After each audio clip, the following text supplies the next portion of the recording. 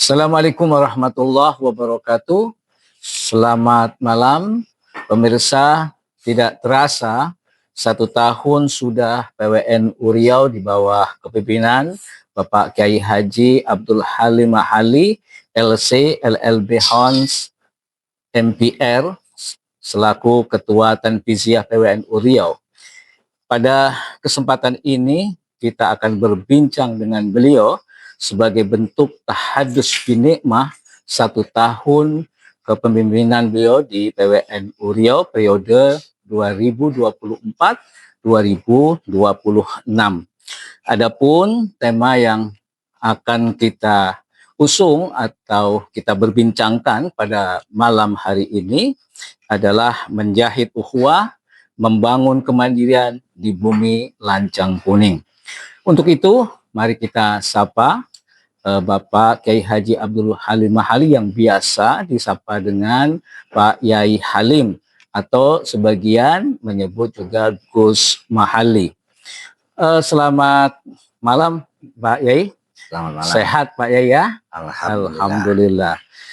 Terima kasih Pak Yai berkenan hadir dalam perbincangan ini. Ini menjadi sesuatu yang sangat penting bagi Nahdliyin khususnya dan juga pada umumnya kepengurusan di PWNU dan juga di seluruh PC-PC ataupun halayak ramai atau publik Nahdliyin. Oleh karena itu kita akan berbincang banyak hal karena memang banyak hal yang sudah diupayakan, dilakukan dan diperbuat sebagai bentuk dari capaian-capaian atas kinerja Pak Yai selama 1 tahun ini.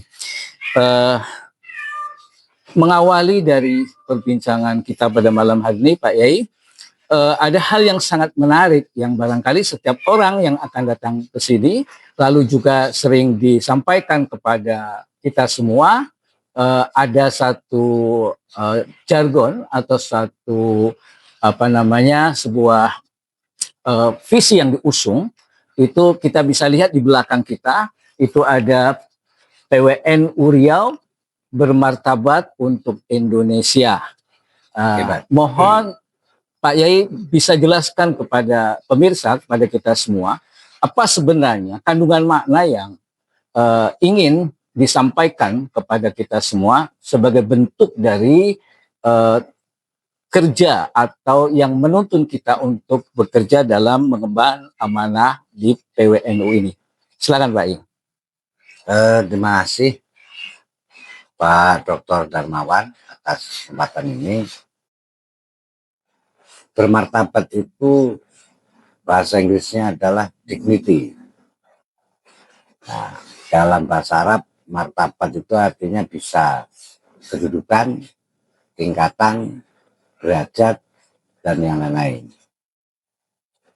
Kata bermartabat ini dulu dirumuskan oleh teman-teman pengurus PWNU Riau, terdiri dari lembaga juga para dokter-dokter, bahwa PWNU Riau harus bermartabat. Nah, ini rumus awal. Uraiannya akan banyak. Di antaranya kita memposisikan diri sebagai jamiah perkumpulan yang betul-betul punya wibawa, muruah, atau marwah dalam bahasa Melayu. Sehingga mohon maaf, PWNU Riau tidak menerima, misalnya ada orang datang mau naik jabatan yang kita harus melobi pemerintah, pemprov, segala macam. Nah, NU tidak ngurusi seperti itu. Kami fokus pada program-program keumatan, sehingga tidak kemudian, maaf, mengurus hal-hal yang bersifat individu seseorang. Naik jabatan, pindah tugas, dan lain sebagainya itu bukan kita. Tidak menjadi gawe PWNU. Nah, kemudian kata bermartabat itu artinya kita punya kedudukan, punya derajat. Kita punya pamor yang mulia. Kita tidak mengintervensi siapapun. Dan kita berusaha dalam martabat itu mandiri. Sehingga mohon maaf kita juga tidak mengajukan misalnya bantuan-bantuan apapun kepada pemerintah. Sehingga kemudian pemerintah juga baik. Pemerintah provinsi misalnya datang ingin membantu PWNU mengalokasikan dana hibah yang bisa digunakan untuk kegiatan-kegiatan sosial keagamaan. Tapi kami tidak pernah di awalnya itu mengajukan proposal, itu tidak pernah. Nah, bermartabat dalam tafsir lain itu dalam keilmuan. PWNU Riau bersama Muhammadiyah, Persis, itu misalnya membuat rumusan bahwa calon ketua MUI Provinsi Riau itu betul-betul harus sosok yang berkeilmuan. Makanya PWNU memiliki syarat hari itu, calon ketua MUI misalnya ayakuna aliman bil arabiyah, dia mengerti bahasa Arab, ya, dia mengerti membaca kitab. Karena ini majelis ulama Indonesia, majelisnya ada, Indonesia ada, lah ulamanya tuh syaratnya diantara itu. Syarat lain tentu ayakuna aliman bil fiqh wa usuli, tahu fikih, usul fikih, wa yakuna aliman bil Quran wa ulumi, mengerti Al-Quran dan ilmu Al-Quran, hadis, dan lain sebagainya. Artinya apa? Kita ingin sesuatu itu punya kedudukan, punya pamor, punya martabat, ya, punya kehormatan. Ya. Nah, kenapa jargon NU bermartabat untuk ini saya ucap? Karena kami memiliki visi-visi yang luar biasa, berkeumatan, kemudian berkeilmuan. Ya.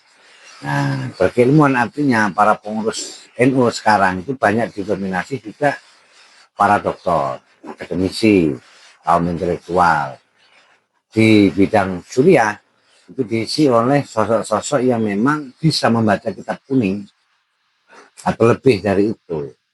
Sehingga kualitas PWNU Riau itu disegani dan bisa dibanggakan. Itu sudah saya sampaikan, makanya Suriah seluruhnya insya Allah bisa membaca kitab kuning. Tidak boleh orang duduk di pengurus PWNU Riau di jajaran Suriah, dia tidak mengerti membaca kitab. Nah, ini masalah. Karena kita harapkan PWNU Riau betul-betul memang memiliki wibawa, memiliki pamor. Itu pengantarnya seperti itulah kira-kira. Baik, terima kasih Yai. Jadi sederhananya bisa katakan bahwa kepemimpinan Kiai pada periode ini atau pada 1 tahun ini dan 1 tahun akan datang itu adalah sebuah paradigma baru yang ingin ditawarkan kepada kita semua, terutama khususnya adalah kepada masyarakat Riau tentang sebuah paradigma yang sebelumnya barangkali belum ada atau tidak sama dengan yang diusung oleh Kiai. Begitu ya? Ya, kita sebenarnya ingin mengembalikan ruh Nahdlatul Ulama yang sebenarnya. Nahdlatul Ulama, kebangkitan ulama. Baik. Masa kemudian PWNU diisi orang-orang yang tidak berkeilmuan dalam agama misalnya, di Suriah khususnya. Ini kan sesuatu yang sifatnya wajib, namanya Nahdlatul Ulama. Kalau tidak diisi orang-orang yang memiliki kualifikasi tertentu, maka dia seharusnya tidak disebut Nahdlatul Ulama. Baik. Kebangkitan ulama. Baik. Bahkan kemudian jangan sampai jabatan di NU ini menjadi barang rebutan. Iya. Ini untuk khidmat, untuk melayani umat. Kita akan sedih ketika sejumlah orang, siapapun itu, terkesan ambisius, ingin menjabat ketua NU atau apapun itu, padahal tidak ditopang oleh kualitas diri. Tentu tidak bisa kemudian muncul yang namanya martabat. Ya. Sehingga akhirnya ya, kalau ada yang menjabat ketua PWNU, dia tidak punya kualifikasi membaca kitab kuning, ini kan aneh. Ya. Meskipun tidak tertulis di anggaran dasar, tapi menjadi tradisi bahwa seorang ketua PWNU Riau dimanapun itu selalunya harus bisa bahasa Arab, bisa membaca kitab. Meskipun tidak tertulis sekali lagi di ADART, di Perkum, tapi sudah tradisi. Nah, orang-orang yang tidak punya kualifikasi seperti tadi, kan seharusnya merasa malu. Terus apa yang mau dicari? Dia ini untuk apa? Ya. Untuk duniawi, materi. Nah ini kan kita sedihkan karena organisasi ini kita masuk untuk khidmat. Nanti dalam perjalanan orang-orang yang tidak punya hero spirit atau memang tidak punya niat baik untuk berkhidmat, ya itu kan akan nampak. Ya. Akan tampak dan siapapun juga bisa mengetahuinya. Jadi di NU ini menganut sistem sebenarnya emas adalah emas, besi ya besi.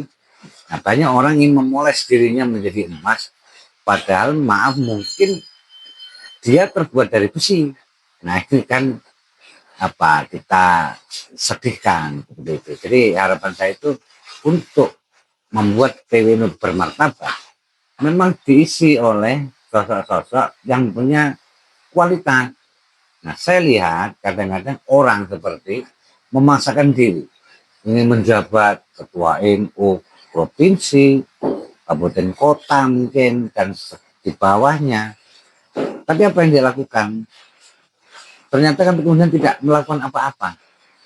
Bahkan maaf, NU kemudian seperti menjadi barang yang diperdagangkan menjelang pilihan kepala daerah, pilpres, legislatif. Ini kan sangat kita sesalkan. Mudah-mudahan Rio tidak seperti itu. Ya. Sebagai alat untuk pemenuhan kepentingan, seperti itu ya. Itu. Semua orang kan bisa membaca akhirnya, bisa melihat. Baik. Siapapun yang niat baik memimpin ya akan nampak yang diupayakan meskipun belum maksimal, tapi mengarahnya pasti pada kebaikan. Baik. Nah orang yang memanfaatkan jabatan untuk dirinya, keluarganya, golongannya, masyarakat juga akan tahu. Nah dia juga mengerti. Baik. Apapun jabatan dia, siapapun dia, mau dia pernah pesantren atau enggak, kalau enggak benar ya pasti kan ketahuan, publik akan tahu. Baik, baik Nyai. Tadi kita sampaikan bahwa apa yang akan kita perbincangkan ini bukanlah sebuah show of powers atau memperlihatkan sebuah kekuatan atau apa, tetapi adalah sebagai bentuk tahadus binikmah setelah melalui 1 tahun yang kita tidak terasa, rupanya sudah 1 tahun. Tentu banyak capaian-capaian yang telah dilakukan oleh PWNU dalam berbagai bidang. Karena memang kita bukan saja bekerja atau melakukan sebuah kegiatan dalam satu bentuk kegiatan saja, tetapi dalam berbagai macam hal yang menjadi kebutuhan masyarakat. Nah, oleh karena itu ingin kita berbincang dengan Pak Yai dalam banyak hal ini. Kita mulai Pak Yai dengan terkait dengan organisasi dan kaderisasi internal.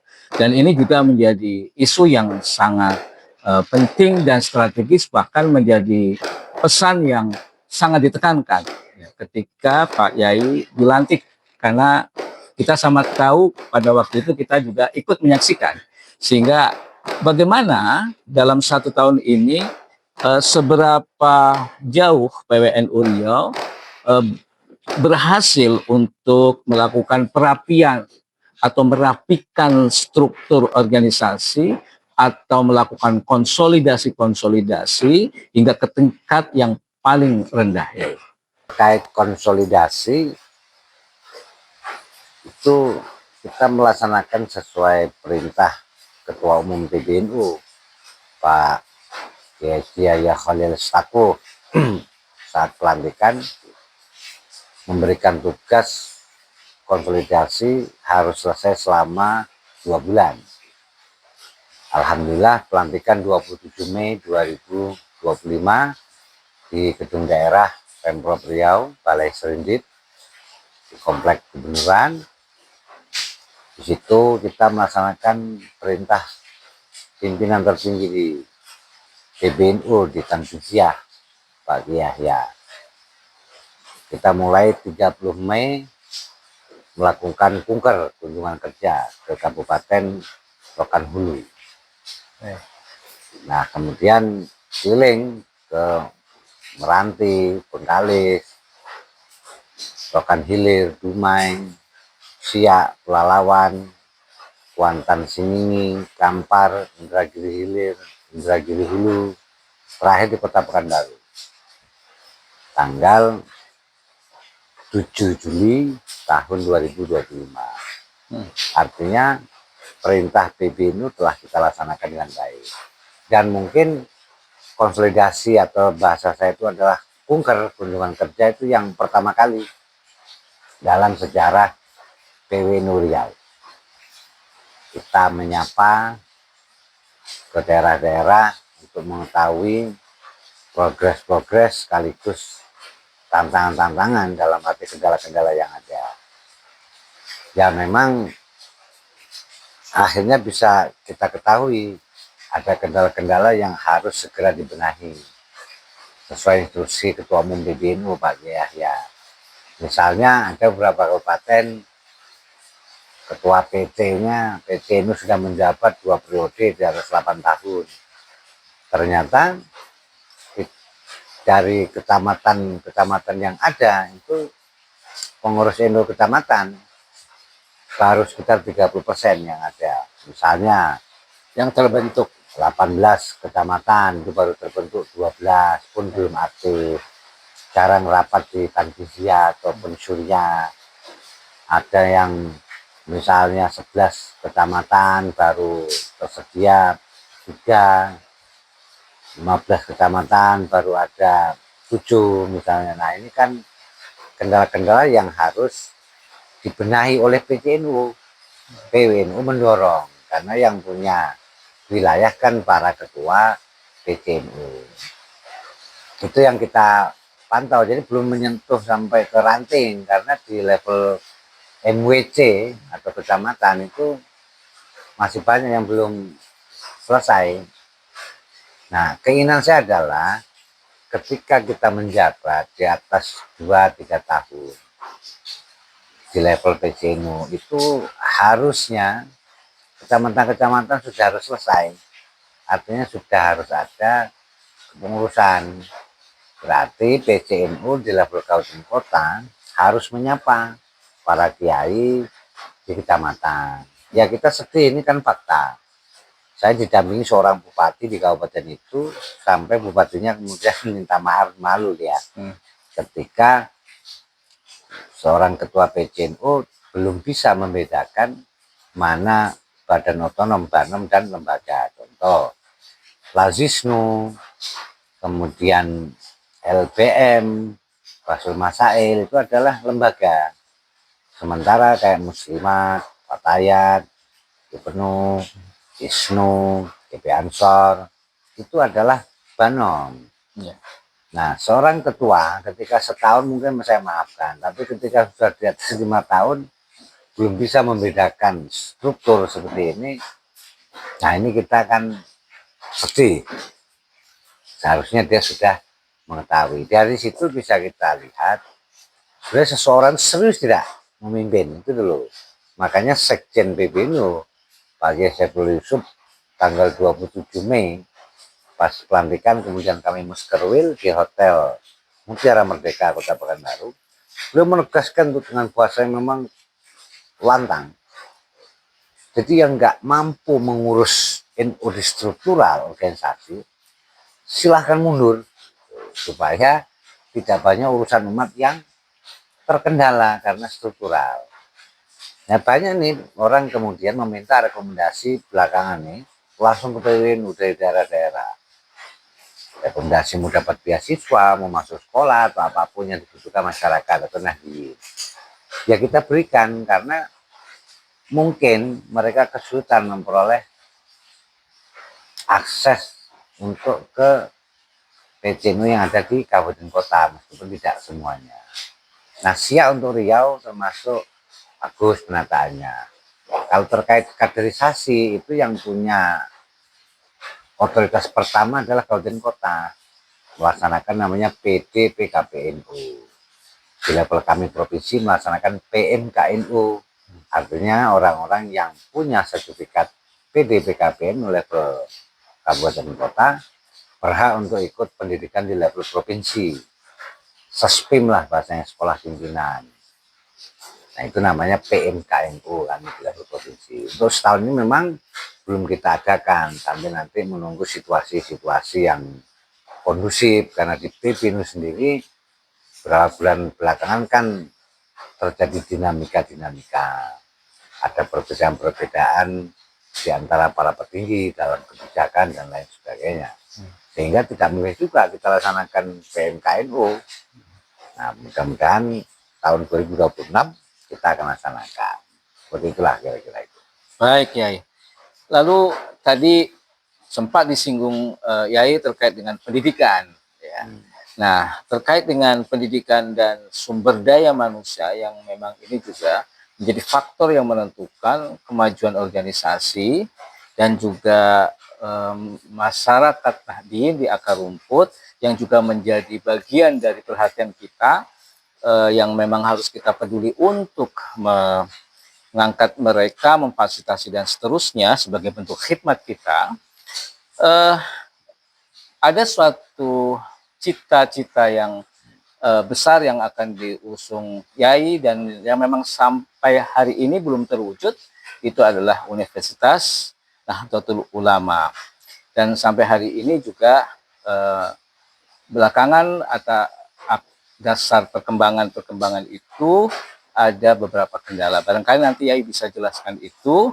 Lalu juga Yai pernah sampaikan di pengurus terkait dengan ide untuk mendirikan sekolah setingkat SMA begitu yang agak berbeda dengan apa yang sudah ada, yaitu Al-Ma'arif.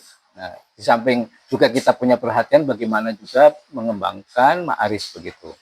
Bagaimana ya terkait dengan persoalan-persoalan ini dalam bidang pendidikan dan sumber daya manusia? Waktu khidmat kita itu terbatas 2 tahun. 1 tahun telah berlalu, kemudian tinggal 1 tahun pun nggak sampai 1 tahun habis itu. Ya. Kita akan pemilihan. Universitas Nahdlatul Ulama pernah saya canangkan dan kita alhamdulillah memiliki rencananya lahan 5 hektar di Rimau Panjang, Kabupaten Kampar, berdekatan dengan Kota Pekanbaru, berdekatan dengan kampus UIN Suska. Persoalannya adalah dari jalan besar itu 3 kilo dan tanah itu kan tidak seluruhnya tanah keras, sehingga harus menimbul. Saya diskusikan sama orang-orang yang punya kualifikasi dan memang memiliki keilmuan tentang tanah. Tanah 5 hektar itu kalau kita timbun itu memerlukan dana minimal 15 miliar. Nah, untuk membangun gedungnya tentu jauh lebih banyak. Dan ini semua bisa sebenarnya kita upayakan perlahan.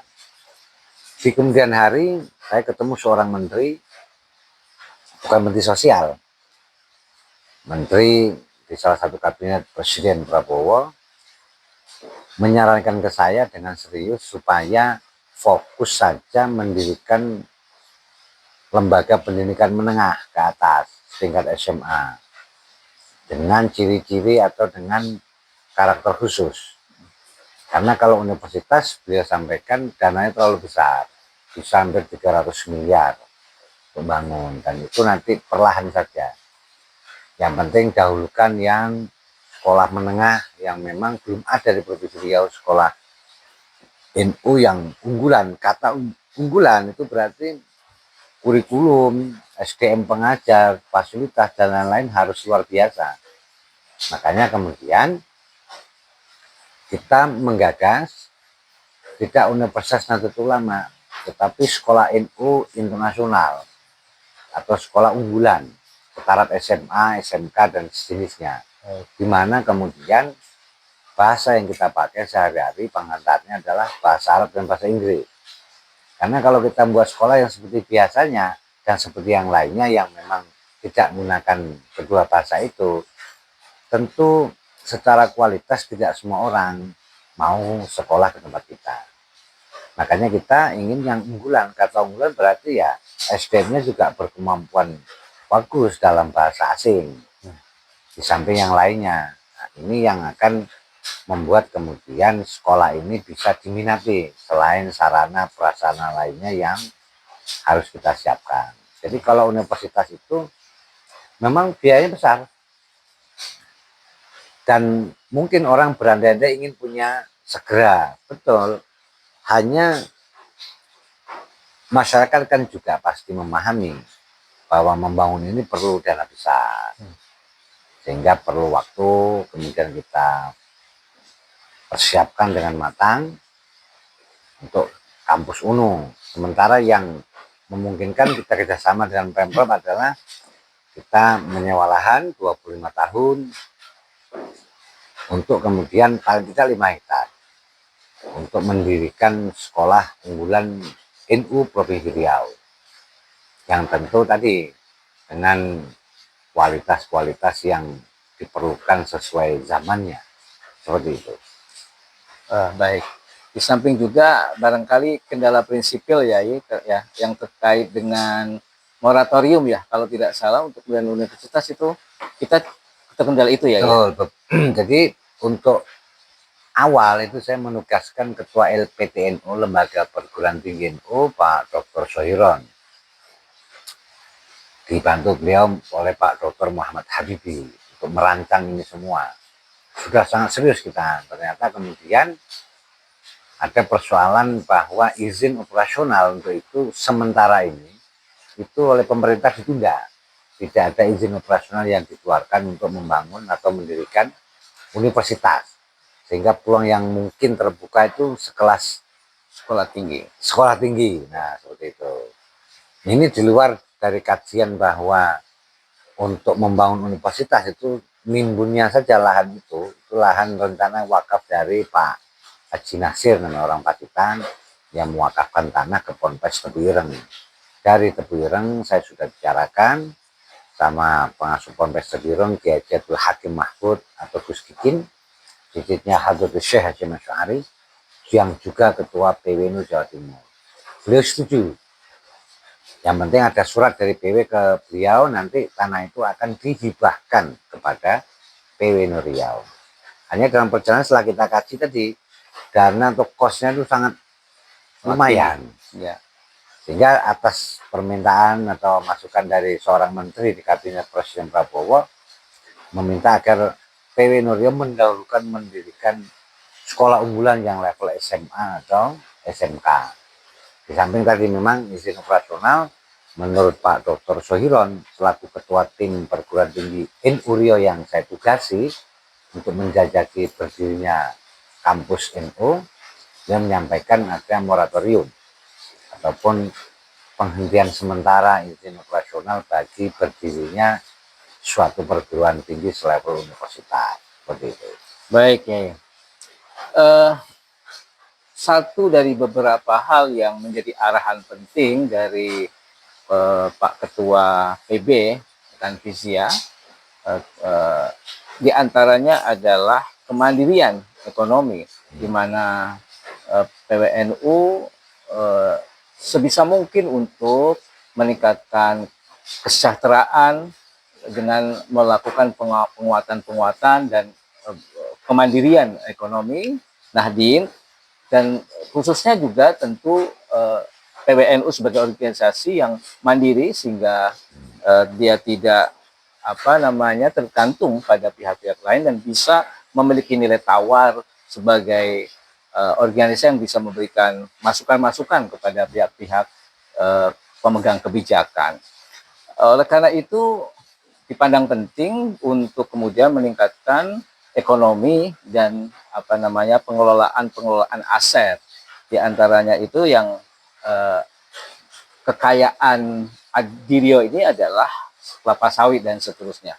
Bagaimana Yai melakukan langkah-langkah nyata dalam memperdayakan kemandirian ekonomi ini, Yai? Waktu pidato pelantikan 27 Mei sudah saya sampaikan, PWNU Riau akan fokus di masa yang terbatas ini pada pendidikan dan pemberdayaan ekonomi. Pemberdayaan ekonomi ada dua, satu untuk internal kami PWNU, yang kedua untuk Nahdien. Nah, terkait Nahdien, pada tanggal ataupun bulan Januari 2025, kami melakukan kunjungan resmi ke Bank Riau Kepri Syariah BRK, diterima oleh para petingginya. Kami juga bawa para pengurus-pengurus penting di PWNU, ketua lembaga pengembangan pertanian, kemudian dari LPDNU untuk melakukan kerjasama. Diberikanlah kerjasama berupa kemudahan bagi Nahdien untuk meminjam dana di bank dari KUR dengan syarat ada surat yang menyatakan ini UMKM afiliasi NU dari MWC atau dari kantor NU Kabupaten Kota, akan diberikan kemudahan untuk UMKM. Nah, ini tentu memudahkan Nahdien yang memerlukan dana-dana untuk melakukan pengembangan kemandirian ekonomi seperti itu. Terkait PWNU sendiri, kemandirian ekonomi itu adalah kita berusaha membuka akses-akses atau menjalin kerjasama-kerjasama yang bisa membuat organisasi ini berdiri mandiri secara finansial, tidak bergantung pada siapapun. Untuk pertama, kita membangun namanya atau mendirikan koperasi Arif, koperasi Aswaja Rio Bermarwah. Nah, kalau hanya mengandalkan iuran anggota 500.000 atau berapa, maka tidak cukup untuk membuka grosir sembako skala besar. Makanya kita perlu kerjasama dengan koperasi lain atau dengan pihak lain. Di antaranya juga kita menjajaki potensi kerjasama pengelolaan kebun sawit dari PT Agrinas Palma Nusantara, di mana tanah-tanah atau lahan itu diperoleh hasil sitaan dari Satgas Penertiban Kawasan Hutan, Satgas PK, yang memang instruksi Presiden Prabowo Subianto seperti itu. Tapi sekali lagi untuk mengelola sawit misalnya 1.000 hektar saja, itu juga butuh modal. Capital cash flow itu setidaknya bisa hampir mendekati 2 miliar untuk 1.000 hektar. Nah, koperasi kita tentu tidak sanggup. Karena itulah PWNU terus berusaha menjajaki kemungkinan ada pemodal-pemodal yang bisa sharing, kita berbagi hasil, di mana kita yang mengelola, nanti investornya mendapatkan hak sekian persen sambil pengembalian modal investasi. Tapi akses menuju PT Agrinas kita sudah clear. Saya sudah bertemu dengan Wadirut Agrinas Pak Gusti 15 Juli tahun 2025 di hotel, salah satu hotel di kota Pekanbaru, di Hotel Catra namanya. 15 Juli kami ketemu sepulang saya dari Jakarta. Beliau sepakat membantu Nahdlatul Ulama memberikan kuota pengelolaan. Hanya tentu secara dana kita harus mandiri, menunggu dari investor siapa yang berkenan untuk menjalin kerjasama. Ini sedang berproses, kita mohon doa pada siapapun. NU punya alokasi, punya kuota untuk mengelola sawit dari PT Agrinas Palma Nusantara. Hanya soal pendanaan sedang kita upayakan. Ini bentuk atau contoh dari cara menuju kemandirian ekonomi. Kemudian terkait minyak goreng, kita kerjasama memfasilitasi, sudah clear dari perusahaan besar di Jakarta yang kantornya ada di Jakarta Barat. Hanya untuk mengambil sekian ribu ton, itu misalnya 1.000 ton minyak curah, itu dananya juga miliaran.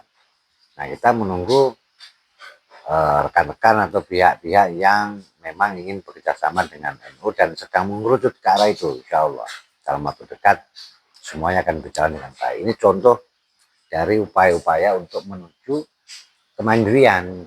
Dan ketika mungkin ada beberapa orang yang nanya dari internal kita pengurus, perkembangannya kita sampaikan bahwa kita menunggu adanya dana. Dan memang di kebanyakan warga Indonesia kan senangnya menunggu, wait and see. Tapi untuk kemudian berusaha mencarikan dana membantu PW itu kan juga tidak semua orang punya akses, tidak semua orang punya dana. Jadi ya sabar dulu. Saya selaku ketua PW memang saya bangun sendiri link ini. Alhamdulillah link-linknya sudah oke semua aksesnya. Tinggal kita menunggu para donatur, para investor, para pemodal yang akan kerjasama. Termasuk batubara. Penambangan batubara sudah ada alhamdulillah minggu kemarin ini di Jakarta, sekalian saya ada acara, ada yang mau membantu sekitar 25 miliar. Nah, tinggal kita PWNU siap tidak SDM kita mengelola itu. Baik. Nah, lokasinya ada di Sumatera Selatan, cuman saya tidak sebut, maaf kabupatennya, tapi sudah ada dananya. Tinggal memerlukan SDM kita yang handal. Berikut ada PT yang kemudian membackup yang memang bergerak di dunia pertambangan batubara. Semuanya ketika terwujud sudah selesai.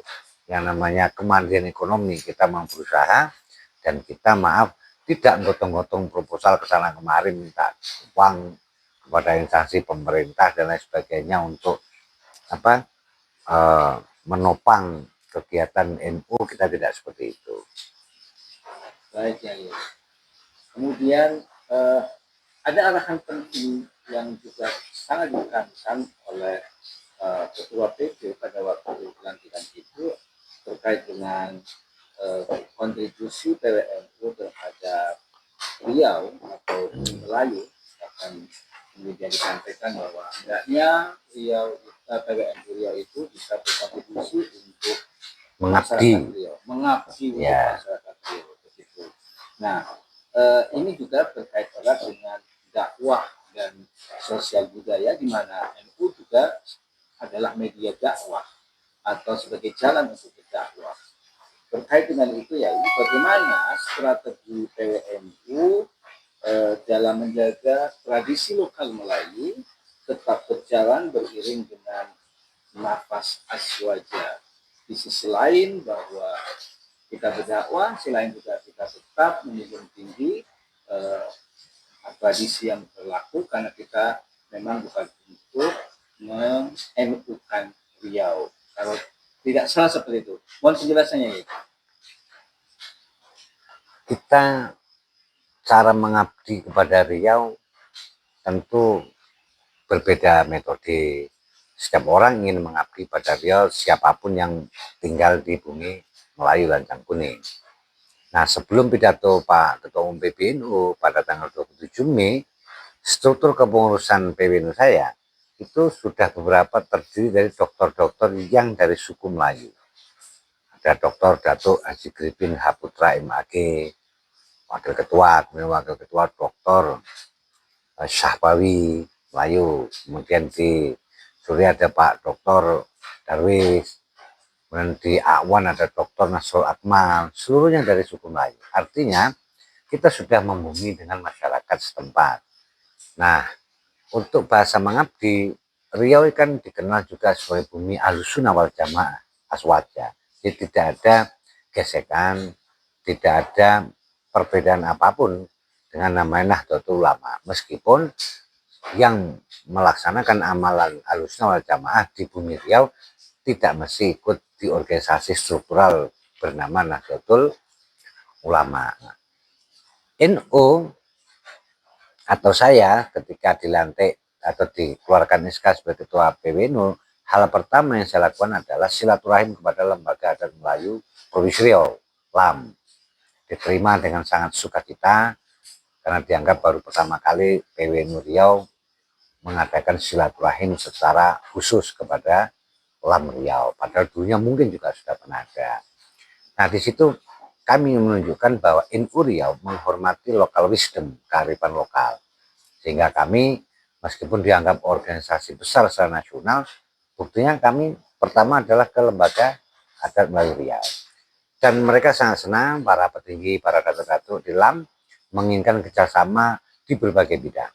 Yang itu kemudian ketika LAM mengajukan sekian bulan yang lalu namanya Daerah Istimewa Riau DIR ke pemerintah pusat, maka NU mungkin termasuk barisan pertama yang mendukung secara resmi, dan kami berkunjung ke LAM, menyerahkan surat dukungan, membacakannya secara resmi bahwa PBNU Riau mendukung status daerah istimewa Riau. Itu bentuk bahwa kami dengan Lembaga Adat Melayu secara organisasi kami sangat dekat. Berapa kali acara-acara penting Lembaga Adat Melayu Provinsi Riau mengundang PBNU Riau. Dan kalau saya tidak bisa datang, pasti ada utusan yang saya kirim, seperti Pak Dr. Akhlakul Karim, Ketua LBH, kalau enggak nanti yang lain-lainnya, sebagai bentuk bahwa kami menghargai yang namanya kearifan lokal. Itu bentuk bahwa kami mengabdi kepada bumi Melayu Riau. terkait Gubernur Riau, misalnya siapapun itu, apapun kebijakan yang bagus, NU pasti akan mensupport. Dan jika dianggap ada yang perlu diusulkan, maka NU juga akan memberikan masukan-masukan konstruktif ataupun constructive ideas, ide-ide yang bagus, konstruktif kepada pemerintah Provinsi Riau. Sebagai bukti sekali lagi bahwa PWN Riau mengabdi kepada bumi Melayu Lancang Kuning, gitu. Dan fakta terakhir yang maksudnya yang mutakhir itu adalah apa tuh namanya refleksi ya, akhir tahun ya yang kemarin disampaikan oleh PWN Riau sebagai bentuk dari apresiasi kepada Pemprov atas capaian-capaiannya, juga ada masukan-masukan penting yang memang juga dalam rangka untuk membuat Riau lebih baik lagi ya. Kalau tidak salah kemarin ada bahkan dengan beberapa ormas besar yang ada di NU. Barangkali bisa sedikit disampaikan. PWN Riauanto dalam sejarah Ormas Riau, seperti sudah dipublikasikan di media-media mainstream, pertama kali dalam sejarah di Provinsi Riau, ormas-ormas besar ini bersatu. Muhammadiyah, Provinsi Riau, Persis, Provinsi Riau, PWNU Riau, melakukan joint press conference ataupun konferensi pers bersama di Hotel Royal Asnov, Kota Pekanbaru, yang itu disponsori Muhammadiyah. Kami NU memberikan ide bahwa Muhammadiyah kebagian untuk mengapresiasi dan memberikan masukan-masukan kepada pemerintah Provinsi Riau dari aspek pendidikan, sosial budaya, dan infrastruktur. Sementara PWNU Riau kebagian untuk mencermati dan mengapresiasi serta memberikan usulan-usulan konstruktif untuk instansi vertikal yang ada di Provinsi Riau, seperti Kanwil Kemenak, Kanwil ATR, BPN, kemudian BPS, Bank Indonesia, Kemenkumham, Polda, itu adalah instansi vertikal. Nah, kita mengapresiasi kinerja mereka, capaian mereka, sekaligus memberikan usulan-usulan konstruktif di beberapa hal, serta potensi kerjasama dengan ormas-ormas besar yang ada di bumi Lancang Kuning. Itu bentuk kontribusi nyata kita para ormas. Dan sekali lagi, 3 ormas besar ini alhamdulillah pertama kalinya bisa menyatu, kemudian melakukan joint press conference. Dasarnya sederhana, ya karena kita sama-sama punya martabat, kemudian berkeilmuan. Sinergi itu kemudian diwujudkan dalam bentuk memberikan pernyataan bersama, acara bersama. Mungkin pertama kali. Alhamdulillah kita punya PW Muhammadiyah Pak Dr. Henry Saidi, luar biasa. Orangnya responsif, didukung oleh beberapa pengurus Muhammadiyah Provinsi Riau yang juga dokter-dokter yang luar biasa. Kemudian ketemu Persis Pak Dr. Koko Iskandar, itu juga responsif dan energetik, serta saya kira beliau masuk disebut kategori intelektual. Nah, NU Riau ketemu semua ini karena dasarnya adalah keilmuan. Jika saya sebagai PWNU Riau mengedepankan kepentingan misal bisnis dan lain-lain, pasti nggak ketemu. Karena kita sinerginya keilmuan, maka ketemu semua, alhamdulillah. Dan hubungan kekeluargaan yang luar biasa. Nanti kita akan rangkul juga ormas-ormas yang lain barangkali berkenan untuk gabung bersama dalam memberikan masukan-masukan kepada berbagai pihak, termasuk PWNU memberikan usulan kepada Presiden bahwa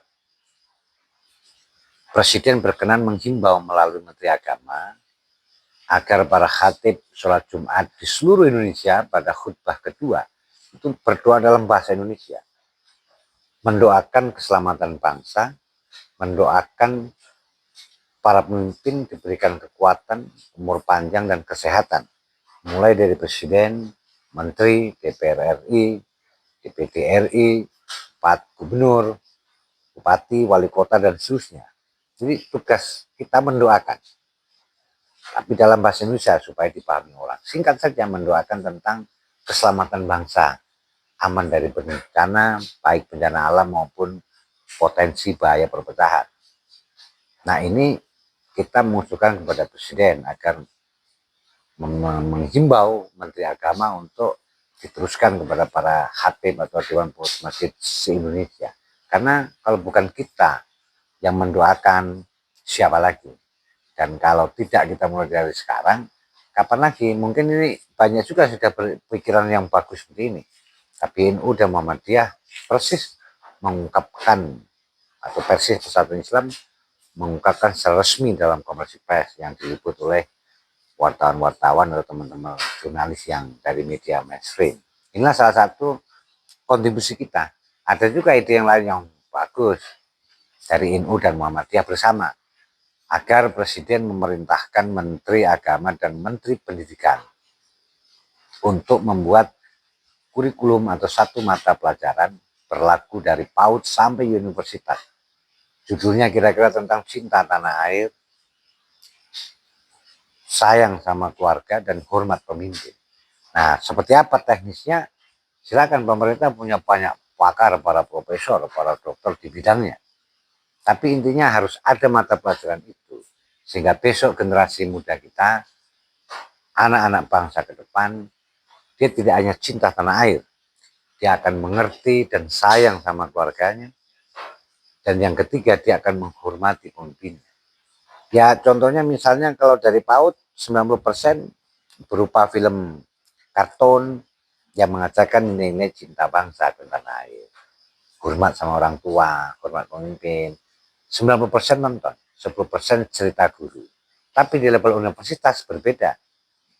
90% uraian paparan seorang dosen tentang cinta tanah air, protecting the family, atau menyayangi keluarga kita, and to respect, menghormati our leader, para pemimpin. Tapi 10%-nya nonton film-film, kemudian termasuk di sekolah-sekolah, di universitas, di ruangan manapun, agar dipasang foto-foto para pahlawan dan para kepala negara kita dari masa ke masa. Sehingga lahirlah generasi besok yang dia ingat tentang para pahlawannya. Meskipun yang dipasang 100 foto, dia hanya ingat 5 ketika dia nanti lulus kuliah dan bekerja, lama-lama menjadi pejabat negara, dia hanya ingat 5-10 pahlawan nasional, tidak masalah.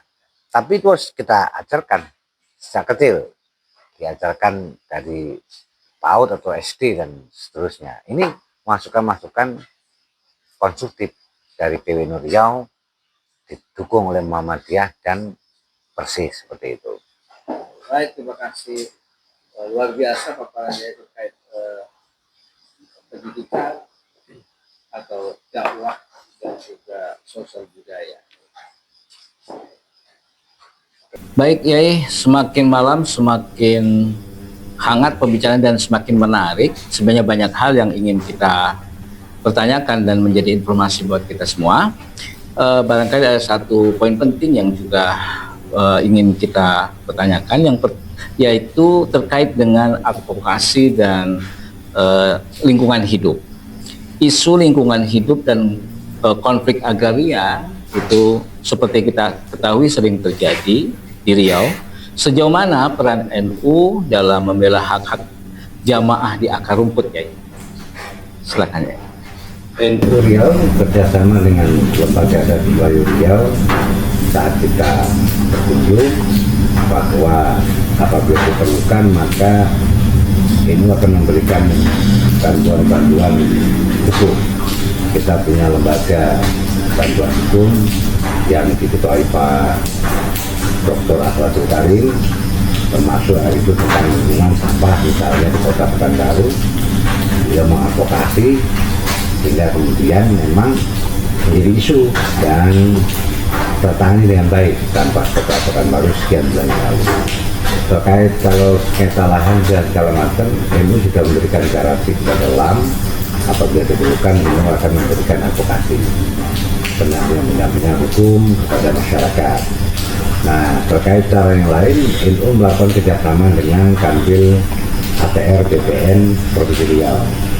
Saya selaku Ketua PWNU sudah bersilaturahim dengan Kepala Kanwil ATR BPN Provinsi Riau Pak Nur Hadi Putra beberapa waktu yang lalu mencapai kesepakatan bahwa BPN dan ATR akan melakukan percepatan memberikan kemudahan pada masyarakat yang mengurus sertifikat tanah. Nah, ini adalah langkah strategis dan bagus yang PWNU telah lakukan. Sederhananya PWNU memberikan garansi kepada ulama atau siapapun yang meminta bantuan pendampingan hukum, maka PWNU melalui LBH akan memberikan advokasi. Kemudian untuk sosialisasi kita juga meminta kepada Kanwil ATR BPN Provinsi Riau untuk secara kontinu melakukan sosialisasi melalui BPN atau ATR yang ada di kabupaten kota kepada masyarakat tentang tata cara pengurusan sertifikat tanah, serta mereka itu dari masyarakat diberikan kemudian juga untuk sementara itu dari berhubungan dengan lingkungan, di mana baru-baru ini ada kita mendapatkan musibah karena alam khusus di beberapa daerah di Sumatera, yaitu Sumatera Barat dan juga Aceh. Apa yang telah dilakukan oleh PWNU Riau melalui lembaga terkait yang ada di kepengurusan PWNU Riau? Untuk NU Riau, kita mendukung program Green Policing yang diinisiasi Polda Riau di bawah Kapolda yang sekarang Pak Irjen Pol Herimen, itu biasa Tapana Kerap Riau. Meskipun maaf memang agak terlambat karena banyak hutan beliau sudah diguyur atau guyur, tetapi Green Policing itu merupakan upaya yang bagus untuk melakukan penghijauan kembali di Rantang Kuning yang secara jumlah hutan berkurang banyak, termasuk TNTN negara juga intervensi sehingga kemudian deforestasi itu bisa kemudian kita tanggulangi dengan cara melakukan penanaman. Kalau bicara kerusakan lingkungan Riau ya sudah lama, cuman kan ketimbang terlambat inisiasi Polda Riau berupa Green Policing yang diinisiasi Kapolda sekarang itu kita apresiasi karena ke depan dia akan menjadi penyelamat hutan-hutan yang dulu kemudian ditanami di mana-mana, kemudian orang menanam pohon penghijauannya itu menjadi penyebab sebelumnya kerusakan hutan karena terjadi deforestasi. Penggundulan itu kan juga oleh ulah manusia sendiri. Nah, sekarang problem untuk wilayah Sumatera mungkin Riau mudah-mudahan tidak separah yang diperkirakan. Tapi yang namanya penghijauan kembali itu juga harus segera dilakukan dan proses sudah melakukan sesuatu seperti itu. Baik. Apa yang sudah kita lakukan ini terkait dengan kontribusi kita atau sumbangsi kita terhadap bencana yang kemarin kita melakukan penggalangan dana melalui LPPI, ketuanya Lembaga Penanggulangan Bencana di Lembaga Indonesia itu Pak Khalid Waleka, dan juga menginisiasi bersama-sama badan otonom NGO lainnya seperti PMI menggalang donasi. Saya pribadi juga di institusi kami menggalang juga donasi dan dari mantan-mantan para senior waktu kami bulan luar negeri terkumpul ada 1,5 miliar dibagi ke 3 provinsi. Semua pihak melakukan donasi. Saya kira orang Riau juga semua punya rasa solidaritas yang tinggi. Suku apapun itu masing-masing juga melakukan donasi untuk saudara-saudara kita yang terdampak bencana di Aceh, Sumatera Barat dan di Sumatera Utara. Baik, Yai. Pernyataan penutup atau statement terakhir Yai untuk dalam closing statement. PWNU Riau berusaha mengupayakan yang terbaik dan meminta doa restu serta dukungan dari seluruh masyarakat yang menyaksikan podcast ini. Mohon doa mudah-mudahan PWNU Riau tetap bisa berkiprah, berkeumatan, berilmuan dan bermartabat untuk Indonesia hebat. Kami berusaha menyajikan dan memberikan legasi yang terbaik. Sehingga itu pasti memerlukan dukungan dari semua pihak, utamanya dalam hal kami fokus pada pendidikan dan pemberdayaan kemandirian ekonomi. Demikian. Baik, terima kasih Pak Yai Haji Raden Abdul Halim Ali LC LB Hons MPIN yang sudah berkenan berbagi informasi dengan kita apa yang sudah PWNU lakukan pada 1 tahun sudah 1 tahun berlangsung di bawah kepemimpinan Yai. Terima kasih sekali lagi atas kesempatan yang Yai sudah berikan waktu kepada kita untuk berbagi informasi. Pemirsa, barangkali ini perbincangan kita dengan Ketua Tanfidiyah PWNU Riau, Bapak Kiai Haji Abdul Halim Mahali. Mudah-mudahan ini dapat memberikan informasi yang baik bagi kita, kemudian kita bisa memberikan doa dan support kepada Pak Yai dan seluruh jajaran kepengurusan untuk berkhidmat untuk masyarakat Riau. Demikian, sekali lagi ini bukan soft power, tetapi tahadus dinima untuk 1 tahun perjalanan PWNU Riau. Terima kasih, kita akan bertemu kembali pada topik yang lebih menarik dan barangkali lebih aktual dan sebagai bentuk dari capaian-capaian yang sudah dilakukan oleh PWNU Riau. Terima kasih. Wallahu muwaffiq ila aqwamit thoriq. Wassalamualaikum warahmatullahi wabarakatuh.